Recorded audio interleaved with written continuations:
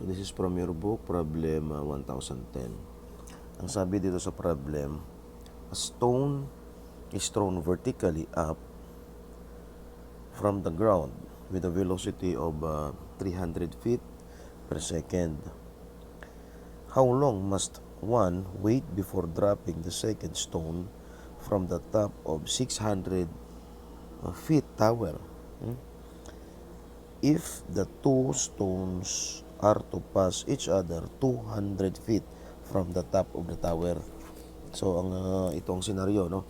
So nagbato siya ito sa baba, stone 1, nagbato siya ng with a velocity of 300 feet per second. Ang tanong niya is how long? How long daw, gaano katagal? Siyempre hindi niya agad-agad madadrop yung second ball sa taas, no? Kasi pag dinrap na yun, hindi sila mag-meet sa 200 eh.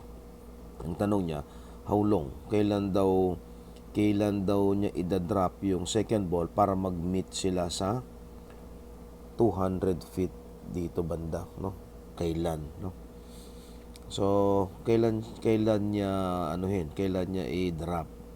So, malaman natin kung kailan niya i-drop. Kung malaman natin kung kailan darating yung stone 1 doon sa 200 feet from the top of the tower, no?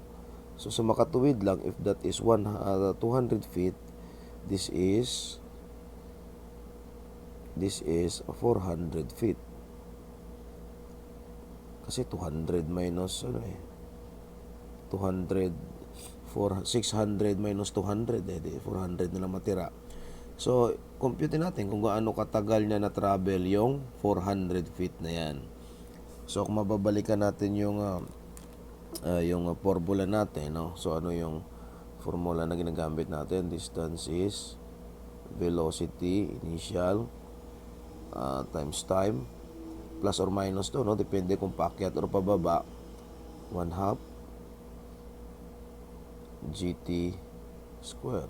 G kasi is actually that is a acceleration, no? Pero ang gravity natin dito is due to the pull of the earth, no? Kaya G ang nilagay natin.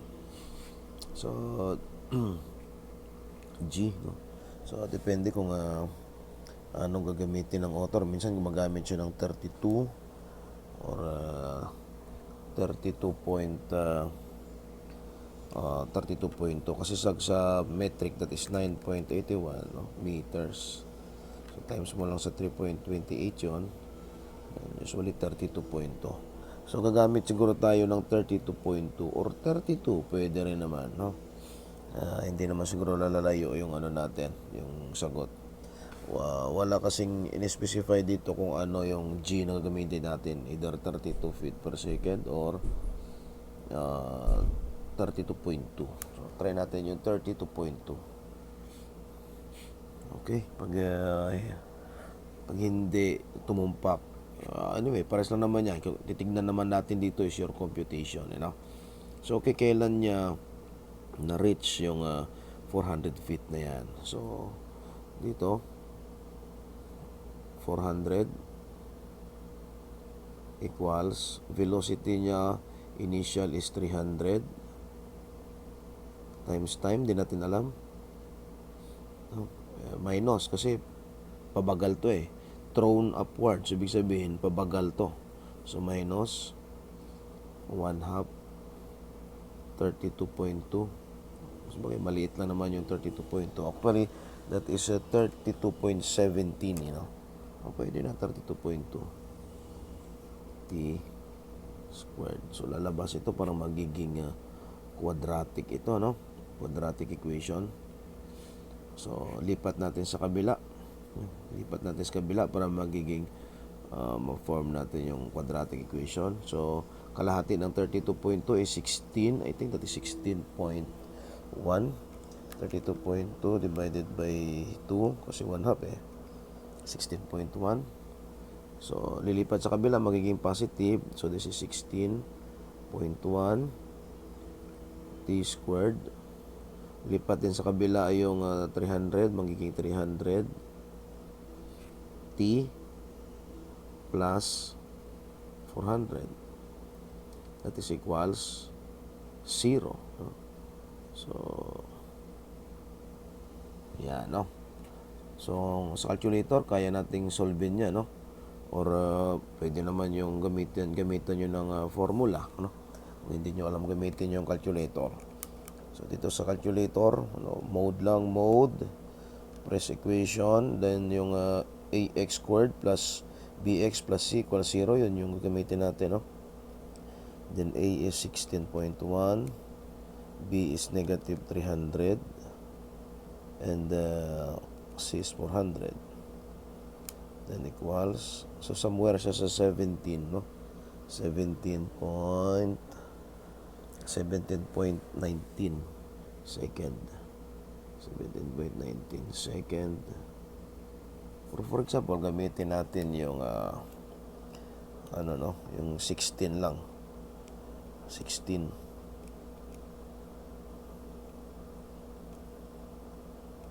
Ginamit natin yung 16 lang. Somewhere din siya doon, no? Hindi magkakalayo. Okay? Then, so ibig sabihin, yung time 1, so pwede natin sabihin itong time 1. Kasi may time 2 din yung sa stone 2 eh. Pwede natin sabihin itong time 1. This is time 1. This is time 1. Time 1. So time 1 is 17.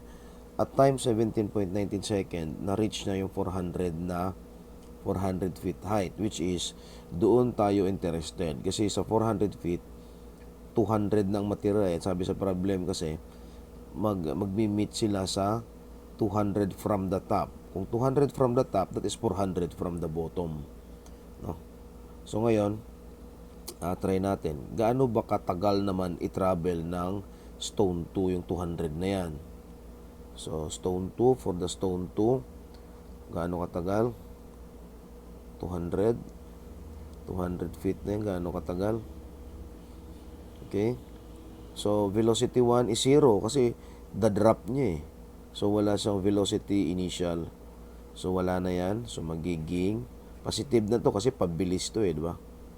1/2 32.2 t square, no? So therefore t square, ano yung t square, lipat na sa kabila, that is 200 times 2 divided by 32.2. So that is square root of 12.42. That is square root of 12.42. And of course, time is square root ng 12.42.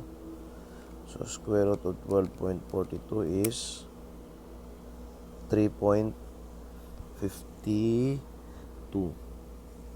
3.52 seconds.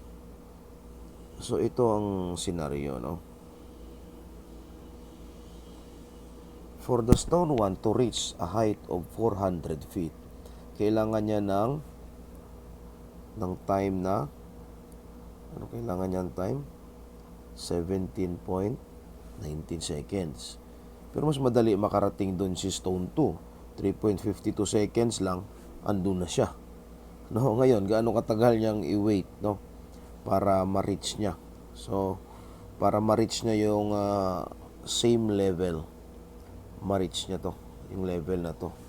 So, gaano katagal? So, gagawin natin, time is 17.19 minus 3.52.